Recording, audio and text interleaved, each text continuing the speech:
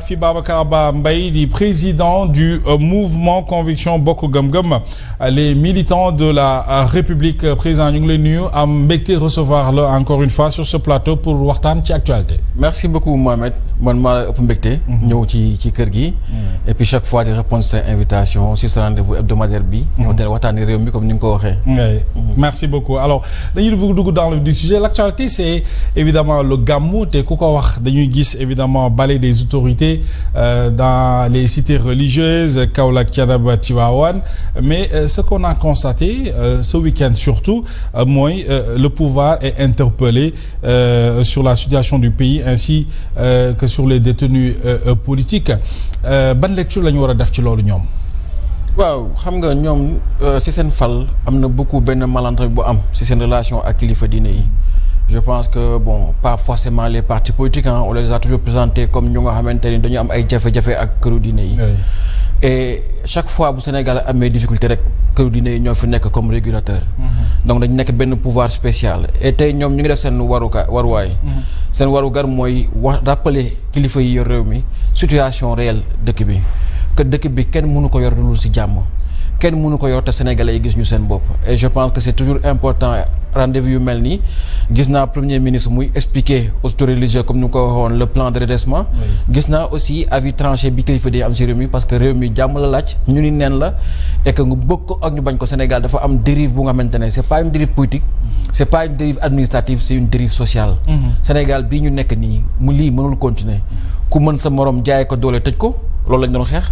ku jekk sa morom créer sa ay groupe de presse wala jël sa ay chroniqueurs ñuy saaga nit ñi di xas nit ñi di waxante lu ñaaw ba nga xam ne dëkk bi sax mun ñu waxtaan bu yàgg. Mohamed. Depuis le premier ministre lancé le plan de redressement wane Sénégal dafa am ay difficultés économiques nii laa xàll pour régler ko depuis boobu ñaata actualité nga fi dégg. jóge nañ ci loolu dem na fi Turquie président dem na fi France màggal jaar na fi inondation on a l'impression que dans ce pays-là on n'est même plus capable d'avoir un débat public articulé autour d'événements précis articulé autour d'objectifs précis ne Sénégal lii moo am solo ci la ñu war a wax ci lii la ñu war a liggéey. Donc dafa am solo que kilifa diine yi rappeler autorités yi ne dëkk bi dañu war a waxtaanee li nga xamante ne moo am solo. mooy jàmm ji. koom-koom bi ak nekk ni doomu aadama. ndax quelque part seen rôle la ñoom itam. voilà tout à fait mais Abba dafa am loo xamante ni depuis l'avènement de ce nouveau régime dañu koy dégg di ko gis et loolu man mënuma ko bàyyi mu jàll. et li ci mujj mooy le premier ministre quand il abordait la question autour des inondations à Kaolack. il dit au khalife oui mbirum état la mais ñi fi nekkoon. à chaque fois la ñi fi nekkoon wala bu ñu ko waroon a def du ñu yegg si fii tout le temps loolu day dikkaat te yow fal nañu la et que léegi nga def fi ñaari at ci réew mi loolu est-ce que ça ne pose pas problème en tant que politique. Ça ne pose pas problème en tant que politique parce que xam nga Mohamed Ousmane Sonko il faut reconnaître une chose que gañewul rek pouvoir bi fi nekkoon dafa gagné avec des idées Ousmane Sonko dafa ñëw avec un discours sur la transparence un discours ak sunu ay relation ak dëkku étranger yi un discours ci kilifa diine yi un discours ci engagement politique et ndamam daf ko may mu mën a loolu daf ko may mu mën a associer sénégalais yu bëri fexe ba frustration yëpp ku nekk jàpp ne man li ma naqari man Sénégal Ousmane Sonko bi mooy fajal marchand ambulant bi ne Ousmane Sonko mu ma ciy génnee mécanicien bi ne Ousmane Sonko mu ma ciy génnee tailleur bi ne Ousmane Sonko kii ne dëkk bi ñi ko yor ay sàcc lañu kii ne administration bi doxul kii ne tubaab bi ñoo ngi sonal lépp lu Ousmane Sonko tënk ba am li mu am jàpp naa ni mu doxalee ak ni mu doon waxee bu ko ñeneen ñi waxoon xëy na moom du am li mu am mais tey boo xasee ba egg du pouvoir l'exercice du pouvoir légitime tes idées moo tax tey ñu mën a xam lan mooy reniement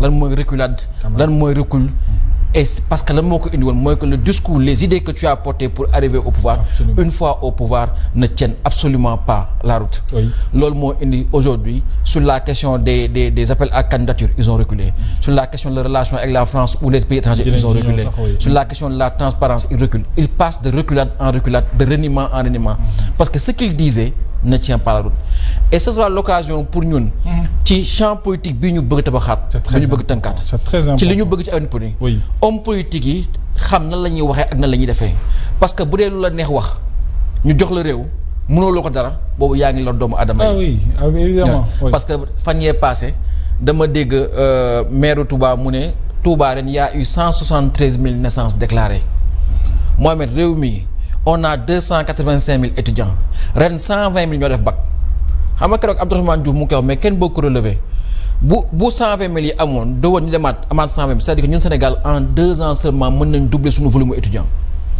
Est-ce que mën nañ doubler suñu volume université. Est-ce que mën nañ doubler suñu volume enseignant. Est-ce que mën nañ doubler suñu volume lan mënuñu ko. Donc la question de la gouvernance du Sénégal est très très complexe. moo tax tey dafa laaj homme politique yi def attention kenn waru ko politiser kenn waru ko foowee kenn waru ko tooyee. dégg naa ko mu wax bu am solo. et c'est contradictoire parce que nee na bi muy défendre collectivité yi nee na mairie yi des fois dañ leen di tooñ te ñoom amuñu budget yu ñu yor. effectivement il a raison. C'est ça. Les mairies n'ont pas de moyens. Effectivement il a raison parce que nos espaces urbains ont besoin d'investissement. dëkkuwaay dañ koy defar. dañ koy assainir dañ koy organiser mais bu ko communes yi amul fa lañ koy jëlee.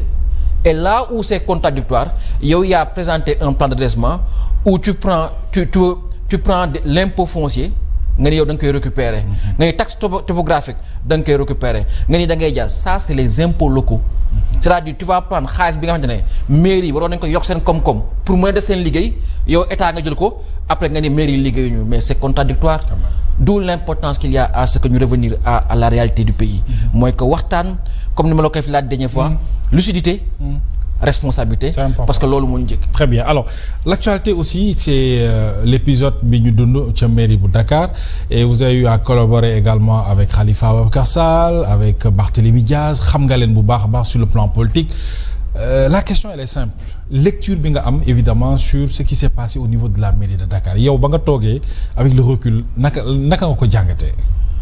waaw xam nga gis nga moom it démb dama demoon mairie bu Dakar. di jëli sama doom dafa jógee colonie de vacances quoi. maa ngi am ko may waxtaanal ku bokk ville de Dakar mooy li mu la wax nii un peu problématique dëkk bi kenn mënu ko déconnecté. ma naan ko xale yii ñu jël si yëpp y compris sama doom bi juddu 2014 ñii ñëpp bi ñuy dugg mairie Dakar ñoom juddooguñu. ça veut dire que le temps passe tellement vite alors que nos institutions ont les mêmes problèmes. man. jógee naa ville de Dakar depuis ñetti at a ngi nii nekkatuma fa. oui dama fa nekkoon di fa liggéey bi ma jógee bitim réew ba tey maa ngi liggéey foofu ak Khalifa liggéey nañ fa yu am solo yoo xamante ne maa ngi gis gouvernement bi di ko jéem léegi. absolument alors que ñun defoon nañ ko bu yàgg. tout à fait ba ñuy def émission obligataire. xaaruñu woon tey 10 ans après ñuy wax citizen bond. ba ñuy créer une société de patrimoine pour valoriser les actifs de la ville de Dakar une SPID. boobu xaar ñu woon tey état bi ñoo ne c'est des actifs fonciers à vendre qui vont me rapporter 1000 milliards. Donc on a beaucoup appris là-bas moo ñu formé. mais ma jógee mairie amoon naa occasion dellu mais j'ai dit à Khalifa ak ñoom j'ai dit man je n'ai plus rien à apporter à la ville de Dakar.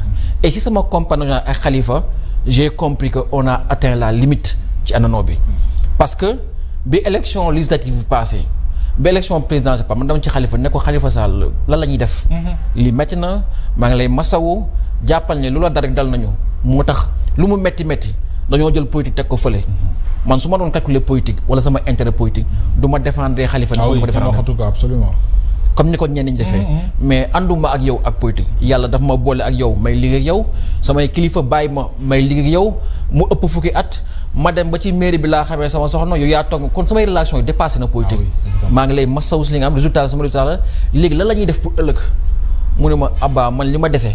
mooy fay bor bi mooy xale yu mel ni yow ak ñeneen ñi ànd ak man liggéey ma delloo leen bor bi ngeen ma ameloon loolu ngay ñëw jékki-jékki élection législative ñu ne Khalifa jox na carte blanche Barthélémy dem créer benn coalition bi ñëw ànd ak as ñeneen ñoo xamante ne xamoo si yan critère la leen boole mais ñu dem def résultat bi ñu def mais bu eggee mag du na boppam à un moment dans la vie da ngay tirer les conséquences et tu dis que lii jeex na amatul léegi taxawu Sénégal si boppam nañ ko na mu juddoo 2014.